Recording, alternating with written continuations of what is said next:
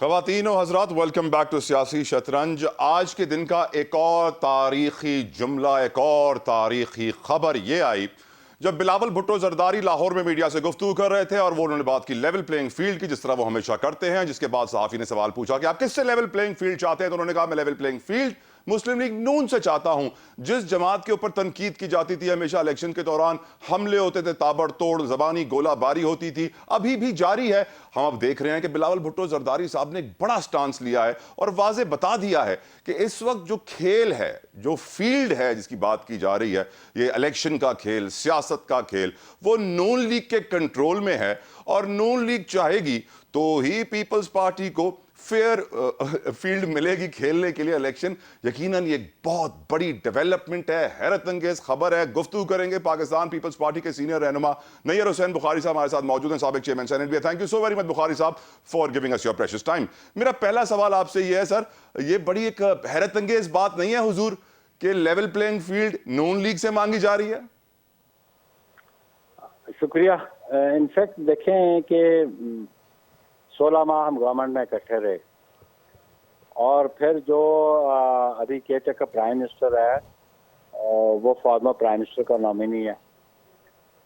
इन्होंने उस पर एतमाद किया है और पाकिस्तान पीपल्स पार्टी समझती है, और चेयरमैन बिलावल ने बड़ा राइटली कहा कि हम जो जमातें इक़्तिदार में हैं इकट्ठी थी पिछले 16 माह, उनको ऑन बोर्ड ले लेना चाहिए था। आप देख लें कि पाकिस्तान पीपल्स पार्टी की फेडरल कैबिनेट में क्या रिप्रेजेंटेशन है, ऐसा तो आपको नजर नहीं आएगी। और लेकिन नून लीग की बड़ी रिप्रेजेंटेशन है सर, तौकीर शाह, आहद चीमा, फवाद हसन फवाद। जी I am coming to that. पर इसने पिछले अरसे में जो इकदाम उठाए, प्रोविंस ऑफ सिंध में उनके इकदाम और थे, प्रोविंस ऑफ केपी में और थे, पंजाब में और थे, ब्यूरोक्रेसी की शफलिंग थी, या प्रोजेक्ट्स जो थे ऑन गोइंग प्रोजेक्ट्स के जुमरे में कुछ। तो ये डिस्क्रिमिनेशन थी, जिस डिस्क्रिमिनेशन की वजह से पाकिस्तान पीपल्स पार्टी समझती थी कि ये लेवल प्लेइंग फील्ड नजर नहीं आती। लेकिन सर मेरा सवाल यह है कि बिलावल साहब के स्टेटमेंट से लग ये रहा है कि आप लोगों ने एडमिट कर लिया है कि नून लीग की हुकूमत आनी है, वही कंट्रोल में है। बात हम गवर्नमेंट आने की नहीं कर रहे हैं। गवर्नमेंट तो वो बनाएगा जिसको अवाम मुंतखब करके लाएंगे, और जिसको अवाम वोट देंगे गवर्नमेंट वो बनाएगी। लेकिन बिफोर दैट गवर्नमेंट बनाने के लिए equal opportunity all political parties को होनी चाहिए। हर सियासी जमात को इक्वल अपॉर्चुनिटीज होनी चाहिए, किसी का फेवरेटिज्म नहीं चलना चाहिए। तो हम फेवरेटिज्म की बात करते हैं कि चाहे हमारी जमात हो, चाहे वो नून लीग हो, चाहे दीगर पॉलिटिकल पार्टीज हो, और उनको यकसा मौके फराम होने सर चाहिए। पर फेवरेटिज्म तो हमारा नेशनल स्पोर्ट्स है सर, उसके बिना तो आज तक कभी कोई इलेक्शन हुआ ही नहीं है। देखिए इलेक्शन कोशिश हमारी यही है, हम तो कोई एक करते हैं ना, राइट सर, कि elections free fair and transparent election होने चाहिए हर पॉलिटिकल पार्टी को। ये देखे ना, फिर इसीलिए रिजल्ट एक्सेप्ट नहीं किए जाते। फिर आफ्टर पोस्ट इलेक्शंस फिर क्राइसिस शुरू हो जाते हैं, फिर रिजल्ट्स को एक्सेप्ट नहीं किया जाता। उसका रीजन ये है कि लेवल राइट। अच्छा सर बुखारी साहब, एक और इम्पोर्टेंट क्वेश्चन सर पूछना चाहूंगा आपसे यहाँ पे। बिलावल भुट्टो जरदारी साहब ने आज ये स्टेटमेंट दिया है और उन्होंने कल भी ये खिताब किया था कि सेंट्रल एग्जीक्यूटिव कमेटी ने फैसला किया है कि लेवल प्लेइंग फील्ड बनाने का जो टास्क है वो आसिफ अली जरदारी साहब को दिया जाएगा, और अगर आसिफ अली जरदारी साहब ये लेवल प्लेइंग फील्ड नहीं बना सके तो मैं उनसे कहूंगा, बिलावल साहब ये कहते हैं कि मैं उनसे कहूंगा कि मेरे बंद हाथ खोल दीजिए। सर सवाल यहां पर यह है कि बिलावल साहब के बंद हाथ खुल गए तो क्या होगा? लेकिन ऑब्वियसली हम पॉलिटिक्स में उस किस्म की तलखियां नहीं पैदा करना चाहते, और पीपल्स पार्टी वाद वो जमात है जो सियासत में तलखियां पैदा नहीं करती। वैसे sir on record Nawaz Sharif साहब ने भी आज ये स्टेटमेंट दे दिया है कि आसिफ अली जरदारी साहब, जुल्फिकार अली भुट्टो साहब, बेनजीर भुट्टो साहब के खिलाफ कोई स्टेटमेंट ना दिया जाए। नवाज शरीफ की तरफ से भी यही स्टांस लिया गया है कि अग्रेसिव ना होइए। तो मैं यही अर्ज कर रहा हूँ आपसे कि मुझे अगर थोड़ा टाइम देंगे, मैं अपना जवाब कंप्लीट कर लूँ तो फिर आप सवाल कर लिया करें। Sorry sir. तो मैंने कहा अगर पीपल्स पार्टी की पॉलिसीज ये ना होती कि हमने मुशावरत से चलना है और जो पार्लियामेंट का फ्लोर है उसको नहीं छोड़ना, तो अवाम के मुंतखब नुमाइंदे ऐवानों में बैठ के बात करते हैं।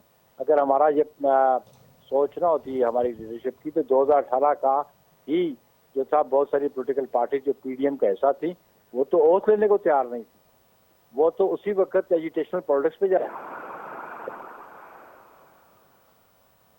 जिससे कन्विंस किया उन पॉलिटिकल पार्टीज को, उन्होंने ओथ ली और ये 5 साल ये असेंबली चल गई। हम सिस्टम की कंटिन्यूटी पे बिलीव करते हैं, और इश्यूज जो है इश्यूज को बिल्कुल आप रेज करें, लेकिन इश्यूज रेज करने का जो फोरम है उस पर हमें रेज करने चाहिए। आवाम के नुमाइंदों का जो हक बनता है आइन के तहत, वो और जो जिम्मेदारी बनती है वो उनको अदा करनी चाहिए। बाहर रहा बाकी ये कि हम 16 माह इकट्ठे रहे, हम तवक्को करते हैं कि अगर कोई अपॉर्चुनिटी उन्होंने अपने लिए हासिल की है तो वो अपॉर्चुनिटी बाकी दीगर जमातों को भी मिलनी चाहिए जो उनके साथ 16 माह उनके साथ खड़े रहे। अगर एक जमात भी ना होती तो मियां शहबाज शरीफ तो अपनी मेजोरिटी लूज कर जाते। 174 पे तो प्राइम मिनिस्टर बने बैठे थे। एमक्यूएम हट जाती तब, बीएनपी मेंगल हट जाती तो तब, मौलाना साहब चले जाते तब वो प्राइम मिनिस्टर ना आते, हम छोड़ जाते तो प्राइम मिनिस्टर ना रहते।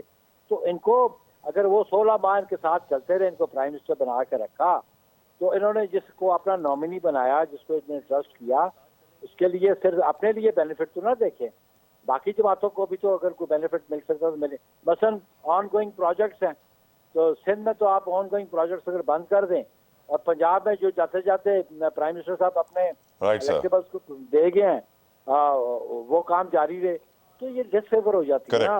सर एक और इम्पोर्टेंट क्वेश्चन सर, एक और इम्पोर्टेंट क्वेश्चन। आज इंटरनेशनल फ्रंट पे जो डेवलपमेंट्स हम देख रहे हैं, एक तो भारत और कनाडा की तरफ हम देख रहे हैं उनके ताल्लुकात खराब हुए हैं, भारत का मकरू चेहरा बेनकाब हुआ है।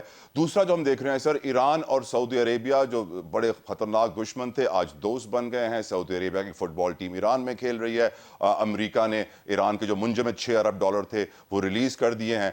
सर कहा यह जा रहा है कि इंटरनेशनल एस्टैब्लिशमेंट चाहती है कि पाकिस्तान और भारत के ताल्लुकात बेहतर हों, इसीलिए नवाज शरीफ को ही लाया जाएगा because he is the best man for it. Sir आपकी इंफॉर्मेशन क्या कहती है? देखिए rather you can say this is going to be a speculation, you no.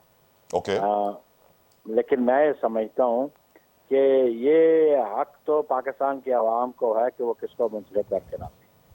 बाकी रहा ईरान और सऊदी अरेबिया के रिलेशंस और कॉर्डियल होते जा रहे हैं, तो ये मुस्लिम उम्मा के इंटरेस्ट में ये बात है, मुस्लिम उम्मा के मफाद में ये बात है, उनको ये स्ट्रेंथन करेगी और इंटरनेशनल कम्युनिटी में मुस्लिम उम्मा का स्टेचर, कद काट और वो ज़्यादा बहुत बेहतर होगा और मजबूत होगा।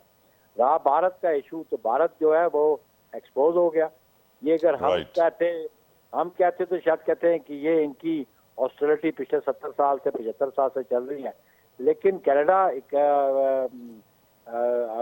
ऐसा मुल्क जो डेवलप्ड कंट्रीज के ज़मरे में आता है, उसमें शुमार होता है, जहाँ पे जमहूरियत की बात है, तो उन्होंने तो कैटेगोरिकली इसको एक्यूज नहीं किया, बल्कि उन्होंने इस हद तक गए कि जी इनकी जो एजेंसीज हैं वो इन्वॉल्व हैं एक कैनेडियन सिटीजन के मर्डर में, तो उन्होंने अपनी रिजेंटमेंट शो की। और मैं समझता हूँ कि बाकी दुनिया को भी अपना मौक़िफ़ जो है लास्ट में सर आप भी वेलकम करने जा रहे हैं नवाज शरीफ साहब को?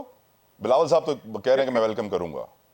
नहीं, बिलावल साहब करेंगे तो ऑब्वियसली पीपल्स पार्टी करेगी, फिर आप भी करेंगे। बिलावल साहब करेंगे तो करेगी, लेकिन मैं समझूं कि वो बिलावल साहब ने उनको ये कहा कि वील वेलकम है कि वो वापस आए, जबानी वेलकम होगा।